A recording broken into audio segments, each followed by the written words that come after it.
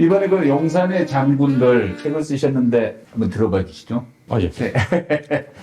아, 제가 딱 손에 드는 순간 단숨에 딱 읽었습니다. 그럴 것 같아요. 요즘에 너무 관심이 많은 얘기인데다가 두께도 딱 정말 읽기 좋은 것 같아요. 이렇게 친입 쿠데타 일어나기까지 그 특이 동향이 너무 많았어요. 그래서 그 특이 동향이 뭐였는지부터 해가지고 배경과 그게 왜 이런 결과가 나왔는지 우리 군의 구조적 문제까지 제가 여기서 짚었습니다. 네.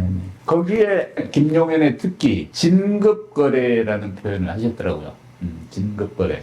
예를 들면 이번 그 12.3 쿠데타와 관련해서 진급거래는 어떻게 이루어진 겁니까? 저도 이제 뭐 제가 진급거래를 한 건 아니니까 그렇지. 안 하셨어요? 뭐냐면 근데 이건 사실은 김용현 전 국방장관에만 해당되는 게 아니고 이 충성 경쟁을 유도하든지 하는 그런 걸 진짜 이게 부하들을 가스라이팅하는 방법으로 가장 많이 쓰는 게 있는 거잖아요. 그러니까 예를 들면은 한미연합사에 근무했으면은 근무한 장군이면은 예를 들면 김 장군도 부사령관 한번 해야지. 그래. 그러면 내가 마음에 있나 보다. 그리고 이제 뭐 이 장군 VIP께서 저번에 뵀는데 당신 얘기한테 굉장히 각별하게 관심을 갖는 것 같더라고. 그러면 충성을 유발하게 하고 뭐 제가 이제 직접 뭐 몇 사람들은 이제 제가 이제 알고 있는 이렇게 현역이나 예비역들 얘기를 들어보면 실제로 김영인 장군한테 진급 시켜준 테니까 이거 잘해봐라 뭐 이런 걸 제안을 받았다는 사람도 있어요. 그런 인물도 있어요. 그래서 제가 지금 보니까 이게 일종의 가스라이팅이에요. 사실은. 그렇죠. 근데 제가 쭉 보니까 근데 이게 군인들도 자신감 있고 그러면은 이게 자기한테 충성을 준수라는 거에 대해서 부담감 느끼고 하는 군인들도 있어요. 그러면은 눈치가 그러면은 빼버리는 거죠. 그리고 항상 보면 김용현 장군의 특징이 뭐냐면은 이 충성을 할 것 같은 선수, 안 할 것 같아도 구분을 해요. 그러면은 아무래도 줄서기 하는 장군들 갖고는 약간의 자기가 갖고 있는 게 자신감이 조금이라도 모자라든지 하면은 거기에 기대게 돼 있거든요. 저는 이게 제 개인적인 내피셜로 봐도 됩니다만은 이번에 친입 쿠데타가 소위 내란이 친입 쿠데타가 실패한 게 불법 계엄이 실패한 게 동원된 사령관들이 다 보면 A급들은 아니라고 말하잖아요. 보면 다 보면은 어떤 그런데 기대고 진급을 기댄다든지 하는 그런 주변 평가라든지 특히 이제 합참에 근무해 보면은 합참 근무하는 거는 현행 작전하고 또 뭐 여러 가지 또 이제 작전을 하기 때문에 빨리 바퀴 돌아가잖아요. 그러면 이게 합참 의장이라든지 어떤 그런 평가가 굉장하거든요.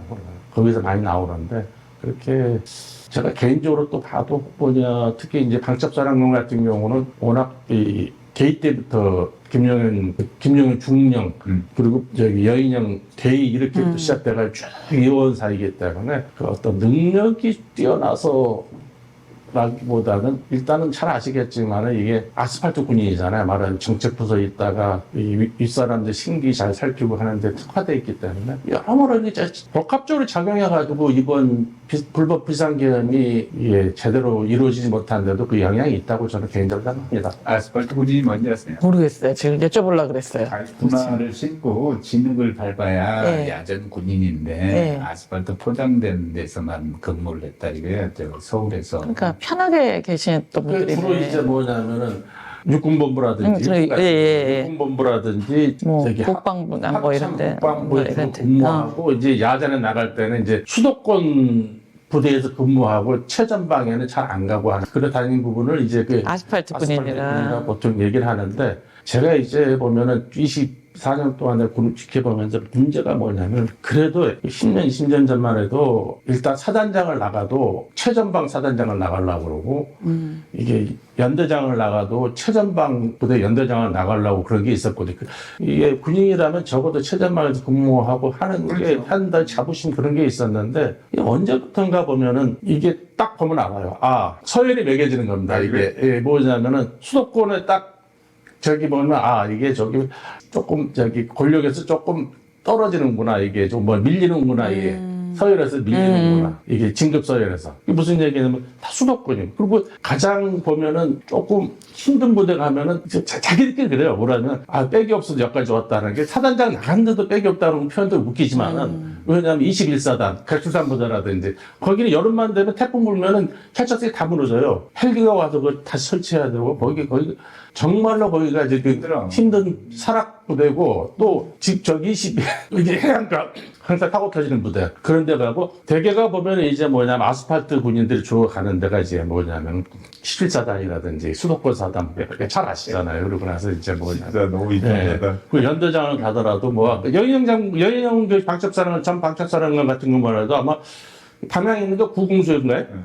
여단장 거기서 했을 거예요. 그러니까 이게 보면 소위 말해서 이게 특수부대도 우리가 만약에 특전마다 특수부대잖아요. 특수부대도 이게 특전면이라든지 어떤 거기에 특화되고 경험이 많은 여기 군인들을 보내는 게 아니라 그냥 보직관리차 안에도 보내니까 이게 과연 이 특전사 같은 경우도 보면 이게 시스템적으로 좀 문제가 있지 않나 저는 개인적으로 그렇게 생각을 합니다. 사실. 맞아요. 소위 용연파란 말이 나왔어요. 용연파. 그러니까 개인적인 관계에 의해서 충암파와 더불어 용연파. 꾸준히 관리를 했던 것 같아요. 사람들 하나씩 꽂아서 자기가 인연을 맺고 그래서 옛날 전두광이를 그 염두에 뒀던가 싶기도 하고 맞아요. 사조직을 만들기 위해서 그렇다면 그 속에는 어떤 야망이 싹트고 있었을까? 제가 보기에는 김용현 전 국방장관이 무슨 사조직을 만들려고 했던 것 같지는 않아요. 근데 이제 왜냐하면 본인 자체가 이제 지난 정부까지 자기가 사상장군 달기까지 진급하는데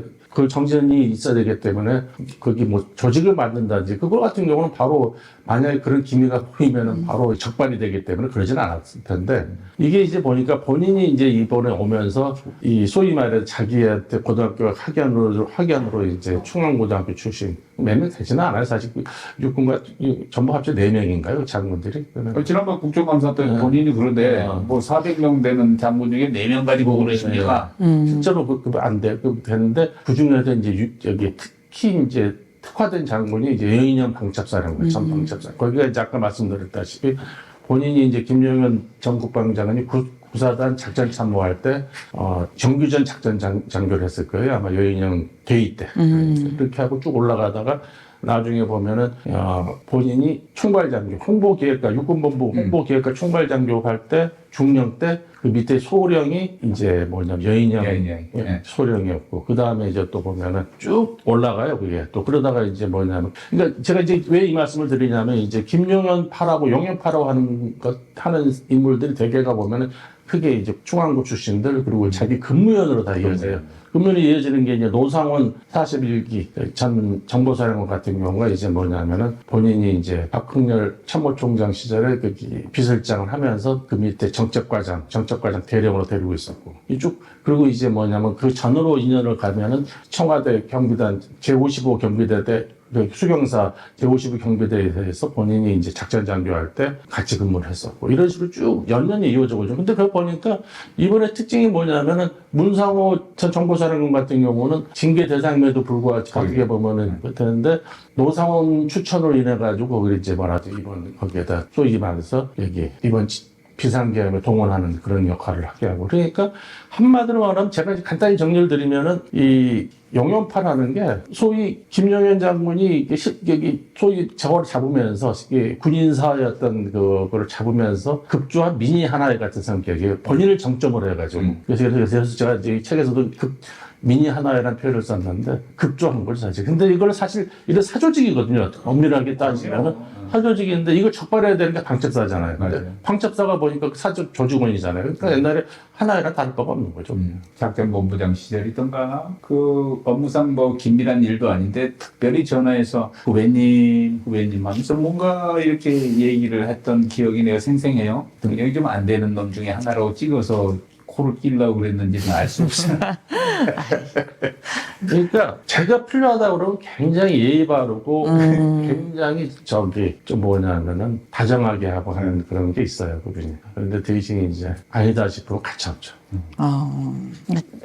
그분의 성향대로 그분도 아마 윗사람한테 잘 보여서 거기까지 올 듯이 너희들 나한테 잘 보이면은 내가 써줄게 이런 식의 진급거래를 하시는 분인 것 같아요. 예.